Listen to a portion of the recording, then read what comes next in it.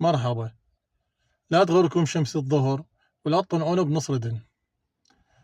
تدرون ليش اهلنا قبل كانوا يخافون من شمس هالايام ويقولون اشباط الصيف برده مثل حد السيف؟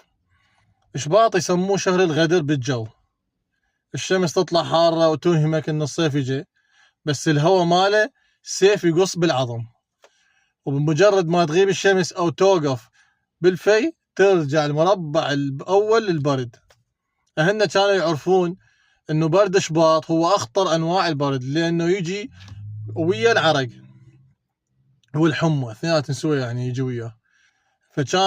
كانوا يحذرون الناس لا تنخدعون بلقب اشباط الصيف، لان نص السيفه بعد حاد وممكن يمرضكم بلحظه.